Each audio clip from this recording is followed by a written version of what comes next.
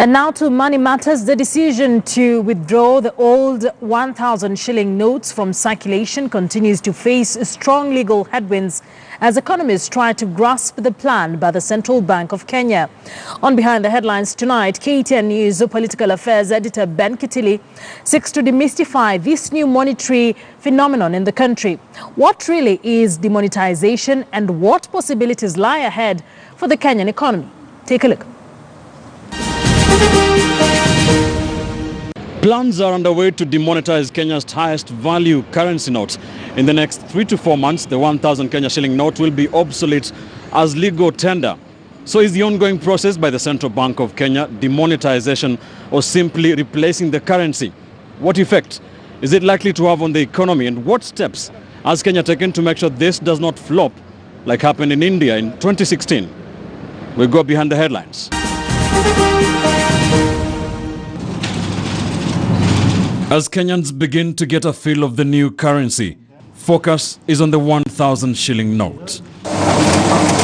By October 1st this year, Kenya's old 1,000 shilling notes should be off circulation in a bid to rid the economy of illicit financial flows, counterfeits and tax evasion.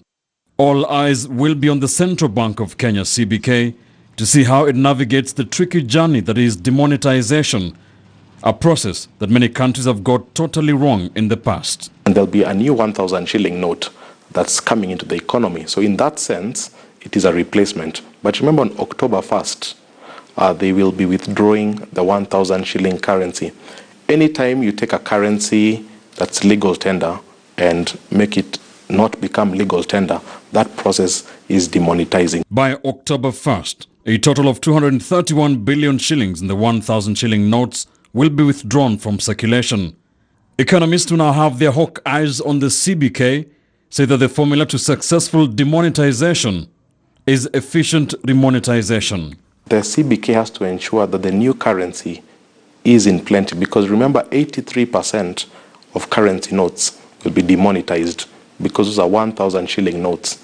So it's very, very important that the CBK remonetizes the economy, make sure the 231 billion shillings that will disappear from the market on October 1st is made available in form of the new currency. At the turn of the century, the European Union achieved successful demonetization. 12 countries dropped their national currencies to adopt the euro. The secret formula: massive remonetization. Almost 8 billion notes were made available, 38 billion coins were made available, so there was no drop in money supply, because at the end of the day, it's the drop in money supply that creates a lot of economic frustrations. The 1,000 shilling notes make up the lion's share of the total amount of money in circulation at any given time, a value known as the M3. The M3 in Kenya is 540 billion Kenya shillings, and that number, which represents the store value of the Kenya shilling, should never change. Economists advise the CBK to change the medium of exchange without affecting the store of value. If they can achieve that, then it will be a very seamless transition. But what has happened in other jurisdictions is you find the money supply significantly drops. And that's what they need to be very careful, because that's what's caused deflation. The CBK has been lauded for giving ample time for a seamless monetary transition. However, there are those who have also criticized the central bank for giving what they call too much time. We support the new currencies, and we want the old currency, especially the 1,000 note, to be rendered, to cease being legal tender by 1st of August, not 1st of October.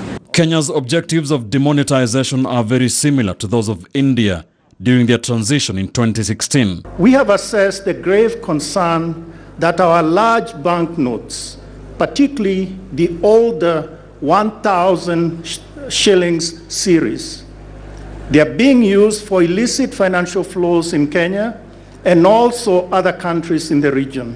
India's undoing, experts say, was a painfully short notice for withdrawing two of their largest currencies. Prime Minister Narendra Modi gave the country 4 hours to return demonetized currency. This almost brought India's economy to its knees. The Reserve Bank of India reported that 99.3% of demonetized money was returned to the banks, meaning almost all black money found its way back into the system. And we believe that this fits in your wallet. How does Kenya ensure this does not happen, given the fact that commercial banks are probably owned or controlled by people seeking to return demonetized currency? Really try and make people who have been participating in sorts of criminal activities have no avenue to put their money in. And I think that will mean closing all other avenues, including the borders, because it will be possible for people to carry cash through borders and go and exchange them in Tanzania, in Uganda. As Kenyans await the outcome of the petitions filed against the new currency, they will be hoping the exercise, which cost them up to 15 billion shillings, will not be for nothing. Ben Kitili, KTN News.